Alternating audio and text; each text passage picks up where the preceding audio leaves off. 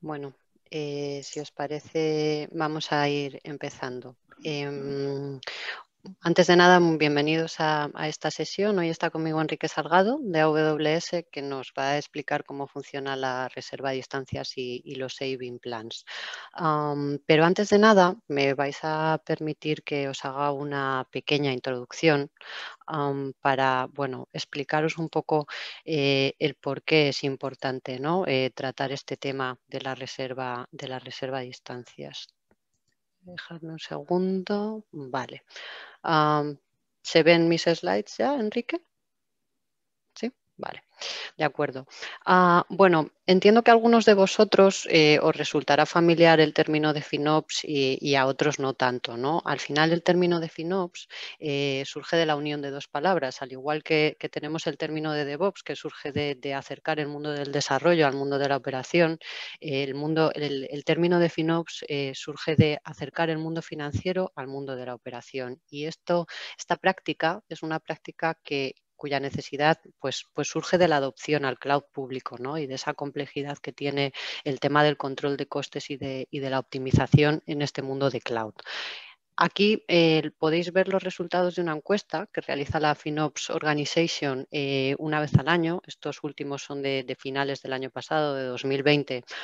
Y aquí podemos extraer dos conclusiones principales. La primera es que cuanto más compleja es una organización y cuanto mayor es su gasto en cloud, más necesario es implementar esta práctica de FinOps. Aquí habla bueno, de cuando se alcanza, ¿no? En torno a un gasto de 1 millón de euros al año. Y la segunda conclusión es que es un término relativamente nuevo, es una práctica relativamente nueva y no está implantada en la mayoría de las organizaciones de una forma madura. Aquí, si os fijáis, tan solo un 15%, ¿no?, de las organizaciones encuestadas consideran que tienen una práctica de FinOps madura, más allá de que pueda seguir necesitando evolución, pero el resto, pues más o menos la mitad está comenzando, ¿no? Está con los basics y la otra mitad pues está evolucionando la práctica, pero todavía no se encuentra en un estado maduro. Entonces, teniendo esto en cuenta, bueno, nosotros como Grupo Santander, las entidades están a distintas velocidades en su adopción de cloud, pero lo que sí que consideramos es que a nivel grupo ya es importante, ¿no?, empezar a establecer esta práctica de FinOps. Entonces, ¿esta práctica en qué se apoya? Se apoya en tres pilares. Se apoya en mejorar la visibilidad de tus costes en un primer momento. Una vez que ya tienes una visibilidad adecuada de tus costes es cuando empiezas a optimizarlo. Y por último, para asegurarte de que tienes éxito a largo plazo y que no se trata de un ejercicio de optimización puntual, tienes que establecer un modelo de gobierno, ¿no? Entonces, basándose en estos tres pilares, nosotros hemos definido un framework en el que hemos definido o identificado una serie de actividades o de líneas de acción en cada uno de estos tres pilares, ¿no? Al final, la visibilidad pues trata de definir, de mejorar nuestros reportes de coste, de crear dashboards, definir KPIs de FinOps para seguir la evolución de los costes a lo largo del tiempo, ser capaces de detectar anomalías en esos consumos y tener un alertado implementado, ¿no?, para que nos indique que algo raro está pasando, algo que merece nuestra atención.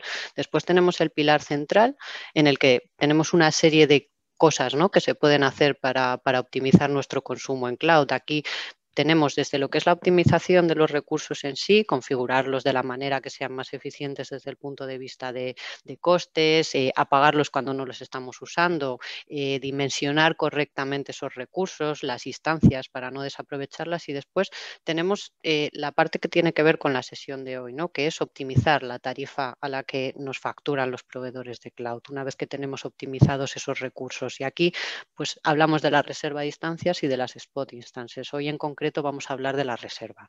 Y por último, tenemos, como os comentaba, la parte de gobierno, ¿no?, que es clave para garantizar que la práctica se implementa correctamente y es una práctica madura. Y aquí hablamos de definir un modelo robusto de tagging, de tener un control de presupuesto y de definir también los roles adecuados en esta práctica de FinOps, que son roles tanto en el mundo financiero como en el mundo de la operación y más pegado a los proyectos, ¿no?, de cloud. Entonces, estos tres pilares se apoyan en dos cosas. Se apoyan, por un lado, en herramientas, ya sean herramientas propietarias como Nimbus o herramientas de terceros, o herramientas propias o nativas de los proveedores de cloud, ¿no? Los dashboards, los advisors, todas estas capacidades que ellos nos dan para llevar a cabo estas actividades. Y, por otro lado, tenemos la iniciativa de la comunidad de FinOps, que bueno, ya tenemos unas cuantas entidades on board en este tema y básicamente lo que hemos hecho ha sido crear un Teams en el que vamos compartiendo documentación, vamos haciendo sesiones cada un par de semanas más o menos. De hecho, esta sesión de la reserva a distancias es algo que ya tratamos en esa comunidad. Entonces, bueno, esta es una comunidad abierta, así que todos los que estéis interesados en participar podéis contactar conmigo y sin ningún problema os damos de alta y podéis empezar a contribuir. Y bueno, ya sin más preámbulo, voy a dejar a Enrique, que entiendo que es para lo que os habéis conectado, para que os cuente cómo funciona esta reserva de instancias y los saving plans en AWS. Así que, Enrique, todo tuyo. Muchísimas gracias, Sonia. Bueno, nada más lejos de la realidad, porque la verdad es que, vale, creo que necesito para compartir. Ahí. Sí. Porque efectivamente lo que has estado comentando son unas pinceladas de todas las opciones que tenéis, que son muchas efectivamente, para ahorrar costes en AWS, en la nube y en la nube pública. Yo me voy a centrar, como bien ha dicho Sonia, en la parte de las reservas. Cómo podéis conseguir precios mucho más bajos con las reservas. Pero vamos, es simplemente una parte, como bien decía Sonia, de todas las opciones que tenéis para reducir costes y optimizar vuestros workloads en la nube. Aquí, bueno, por intentar enmarcarlo un poco en la historia de la nube, en este caso en la historia de AWS. En un principio, como todos sabéis, uno de los principales selling points o beneficios que tiene la nube es precisamente el poder tener capacidad cuando la necesitamos e instantáneamente, lo que viene siendo pagar por lo que uso. Esto es estupendo, nos permite ser capaces de lanzar tanto workloads de test o pruebas con muy poca planificación y tener los recursos que necesitamos. También los tenemos a un precio ajustado y flexible debido a las economías de escala que surgen en las plataformas en la nube. Pero como proveedor nos dimos cuenta que era necesario dar, que esta flexibilidad estaba muy bien, pero era necesario dar más herramientas a los clientes, sobre todo cuando ya había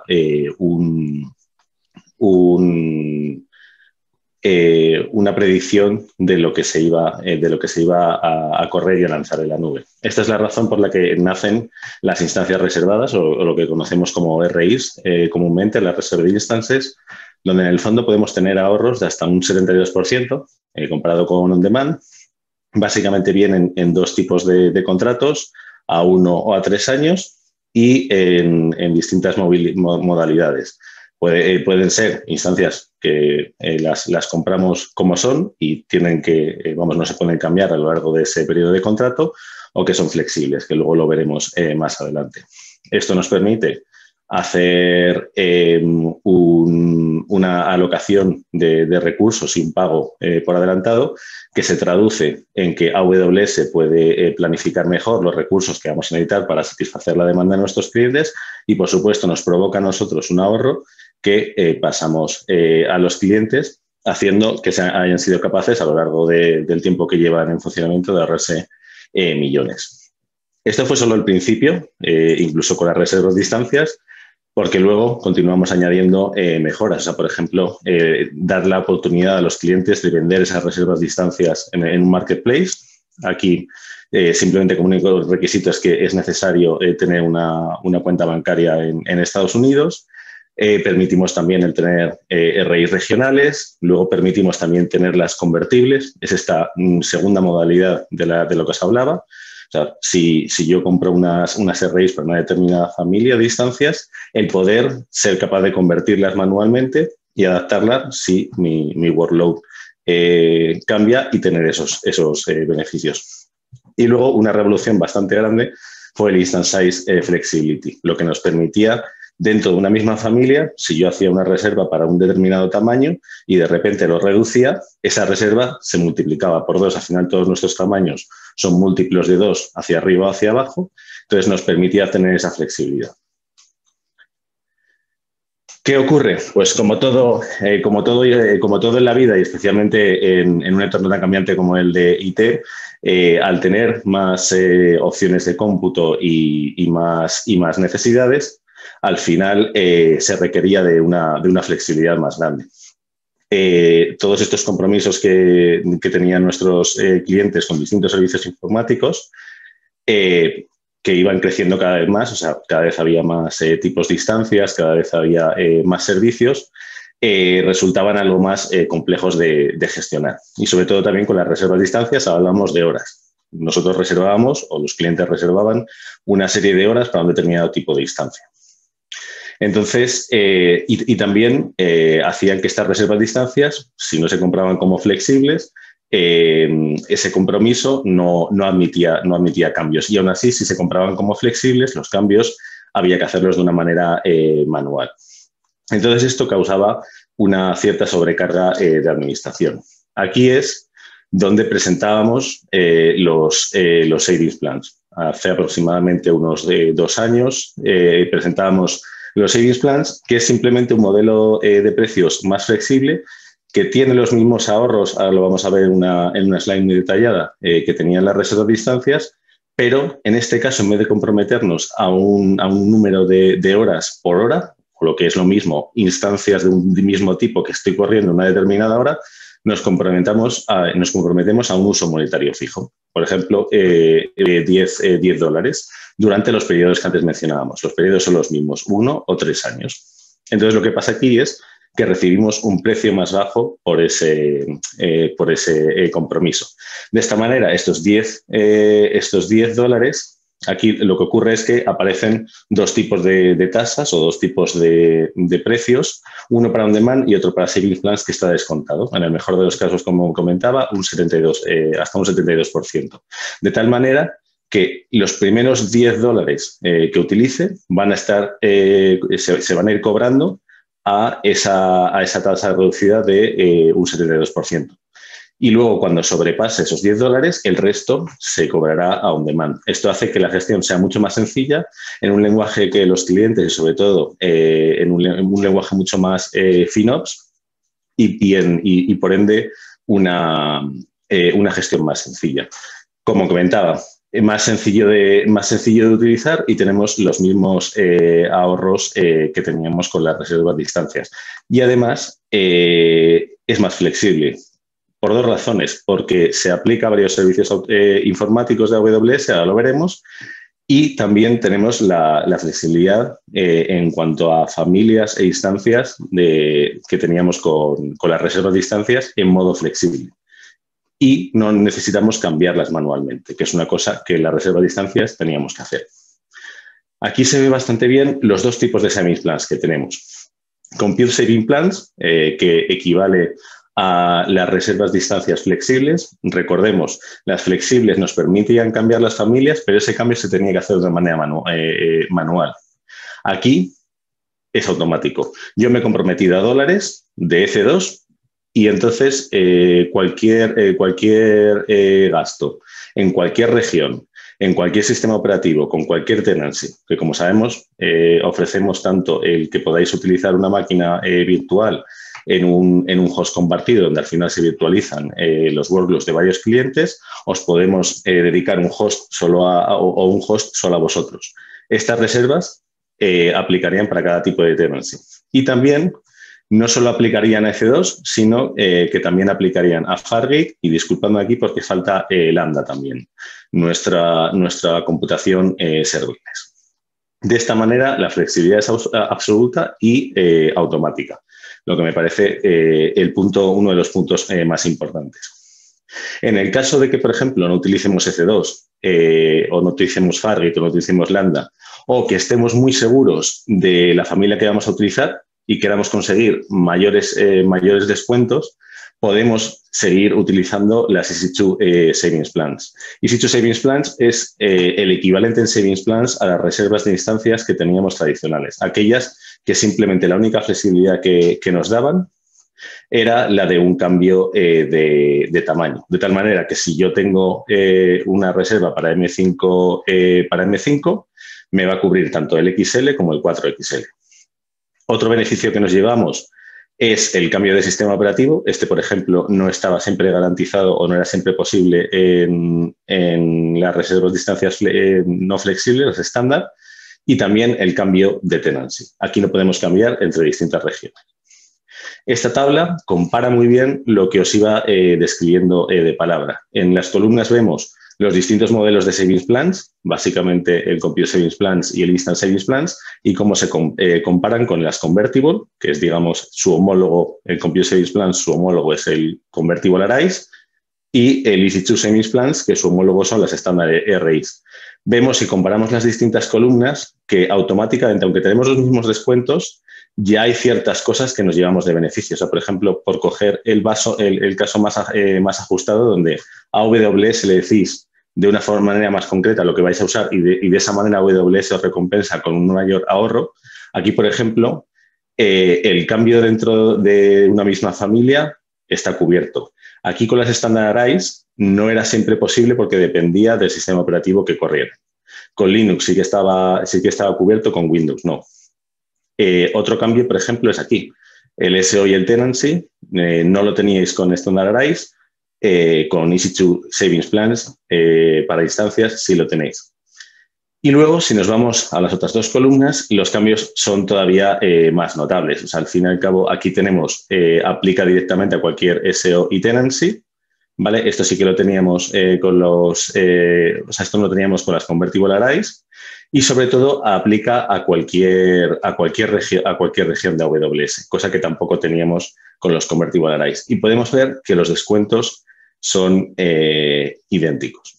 Aquí automáticamente, dependiendo del sistema operativo y dependiendo de la región, el precio descontado será uno u otro, pero siempre os garantizamos los mayores descuentos. Y, por lo tanto, nuestra recomendación es siempre utilizar los Savings Plans por esta flexibilidad extra que nos dan y, sobre todo, la mayor facilidad de gestión. Como os había comentado, están disponibles para Fargate, para Lambda y para EC2. Y entonces, para aquellos servicios que todavía no tienen soporte para Savings Plans, los cuales estamos incrementando, ¿qué hacemos? Pues podemos seguir utilizando la reserva de instancias. Aquí, estos servicios, hablamos tanto de RDS, nuestra base de datos, nuestro servicio de base de datos gestionados, MySQL, Oracle, Postgres, Redshift, nuestro servicio para Data Warehouse, Elastic Cache, nuestro servicio para Cache, Elasticsearch y DynamoDB. Aquí podéis ver los distintos descuentos que podéis obtener, siendo DynamoDB, de hecho, uno de los más grandes, y pudiéndoos beneficiar de las reservas de instancias.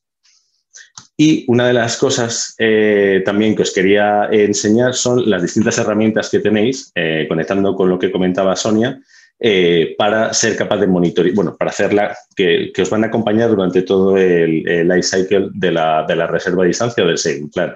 Desde el momento en el que vosotros hacéis la compra, donde se os recomienda y se os asiste para hacer la compra, hasta el momento de monitorizar el uso. Aquí me vais a permitir que salte a la consola para haceros directamente la presentación pues con una de vuestras cuentas. Aquí, por ejemplo, vemos que para las reservas o para los savings plans tenemos unas secciones en la consola de Cost Management, recordar, accesible desde el selector de servicios, Cost Management. Bueno, ahora no me está funcionando el search, pero básicamente lo podéis acceder desde aquí, desde la consola. Y podemos ver, por ejemplo, vamos a empezar con los savings plans, las recomendaciones para esta cuenta personalizadas para los savings plans. Y dependiendo del commitment que vayáis a hacer, por ejemplo, voy a hacer un parcel upfront, en el que voy a hacer la mitad del pago cuando lo compro y el resto por rateado durante los meses de uso. Me recomienda cuál es el commitment que tengo que elegir, que lo tenéis aquí. Básicamente me está diciendo que es 0,360 por hora. Aquí tengo también el selector para elegir entre los distintos tipos de savings plans. Recordad que os había comentado que tenéis los compute, que son los más flexibles, o los instant savings plans. Veréis que normalmente los instant savings plans, al yo ser más preciso en lo que voy a utilizar, los savings suelen ser mayores. Y luego, este es de reciente adición, también permitimos hacer savings plans para SageMaker. Aquí puedo yo modificar los parámetros en base a los cuales voy a hacer el análisis y voy a decir si lo voy a hacer a 3 años, donde veréis que cuanto más combinen, obviamente, más ahorro, si los comparamos, más ahorro. Si lo voy a hacer all upfront, partial upfront o total, o no upfront, aquí lo mismo, cuanto más upfront, más ahorro conseguiréis. Y luego también estas recomendaciones nos está dando en base a mi uso. Puedo elegir si solo quiero mirar los últimos 7 días, los 30 o los 60. Normalmente suele ser recomendable utilizar cuanto más mejor. Cuando ya he comprado unos savings plans, yo puedo ver cuál es el grado de uso de estos savings plans. Que en este caso vosotros aquí no tenéis savings plans. Dejadme hacer un cambio rápido donde podéis ver una cuenta que sí los tiene. Mientras tanto, vamos a las recomendaciones de la reserva de distancias, lo mismo. Aquí yo puedo elegir el servicio para el que quiero que me haga la recomendación y en base a lo que seleccione al porcentaje,